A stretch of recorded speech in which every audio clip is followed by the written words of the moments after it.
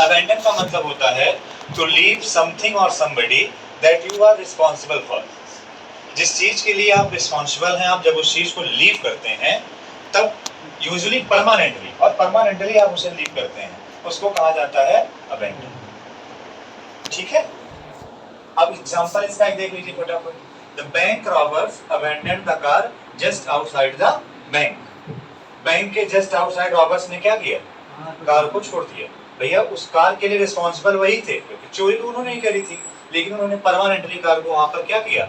Abandon कर दिया। आप परमानेंटली अगर अपना घर छोड़ के जा रहे हो ना, आप अबैंडन कर, आप अबैंडन का यूज समझ चुके होंगे। ठीक है, चलो एक दूसरा वर्ड देखते हैं, एक्सक्यूज। वो तो आप सभी को मालूम होगा एक्सक्यूज क्या होता है। तीसरा वर्ड है फॉरसेक। फॉरसेक का मतलब क्या होता है? फॉरसेक का मतलब होता है बच्चे, लीव समवन हु नीड्स और counts on you. Counts on means depends on you. जो आदमी आपके ऊपर डिपेंड करता है, जो आदमी आपके ऊपर निर्भर करता है, अगर आप उसको छोड़ देते हो, जो आप पे डिपेंड है, जो आप पे निर्भर है, आपने उसका साथ छोड़ दिया, आपने उससे रिश्ता अपना अलग कर लिया, तो आप फॉरसेक हो, आप अलग कर रहे हो। ठीक है, that is called forsake. Leave someone who needs और काउंट्स ऑन यू। और उसी के लिए एक फ्रेज आती है, कौन सी फ्रेज? लीव इन लर्च। मुसीबत में किसी का साथ छोड़ देना, लीव इन लर्च। ठीक है, और इसको कहानी हम इस तरीके से बना लें, लर्च को कर ले चर्च, और चर्च की एक पिक्चर देखी होगी दानन भूत वाली, किसी को रात में ले जा करके वहीं छोड़ दो, मतलब उसका छोड़ दिया। Forsake, don't forsake, I trust on you, you are my friend, so please don't forsake मी।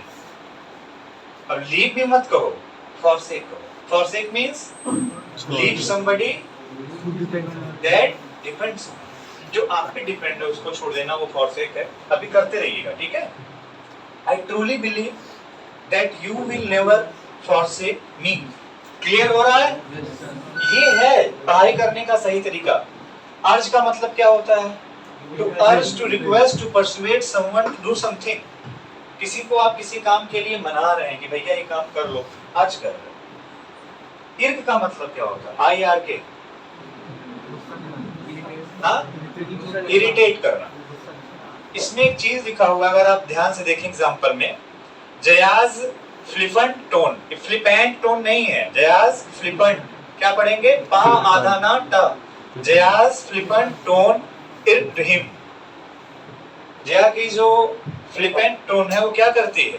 इर्क्ड करती है, इर्क्ड हिम। तो इसका क्या आंसर होगा? फ्लिपेंट क्या होता है? फ्लिपेंट का मतलब क्या होता है? अपने बात पे टिके न रहना। और बेटा क्लियर करो इसको।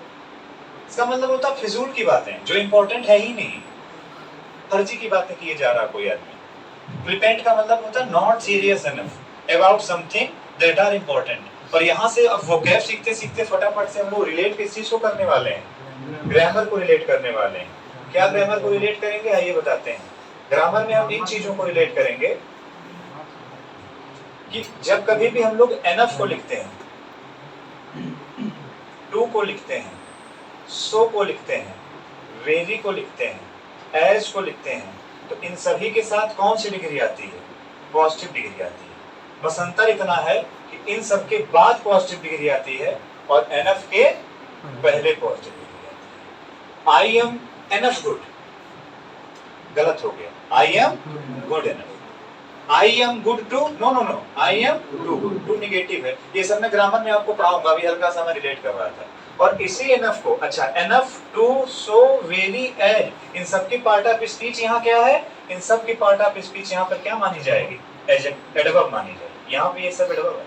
और इसी एनफ को अगर हम एज अ डिटरमाइनर इस्तेमाल कर लें, तो एनफ के साथ आने वाला नाउन अगर काउंटेबल है तो वो प्लूरल फॉर्म में आता है, अगर वो अनकाउंटेबल है तो सिंगुलर फॉर्म में आता है। I have enough pens, but I have enough water. तो थोड़ा सा आपको enough को भी समझ लेना है, थोड़ी सी आपको डिग्री भी समझ लेनी है। Yes, please come. Why you are late today? Your first day, I think. Why you are late? Rickshaw नहीं मिला, क्षमा चाहते हैं। सीरियस क्या था? गंभीर, एडजेक्टिव है। एडजेक्टिव। और एनफ क्या था? एडवर्ब। एडवर्ब। लेकिन देखो एनफ के पहले कौन सी डिग्री आई? पॉजिटिव। मेरी बात समझ पा रहे हो? तो बस मैं ये समझाना चाह रहा हूँ। तो इस तरीके से जब आप पढ़ोगे तो ये होगी रियल वाली पढ़ाई। तो यूट्यूब वर्सेस रियल पढ़ाई का अंतर समझ रहे हैं आगे? कुछ इस तरीके से मैं आपकी वोकैब डेवलप करूंगा based on previous year. 300 previous year स्लाइडें हैं मेरे पास कुछ इस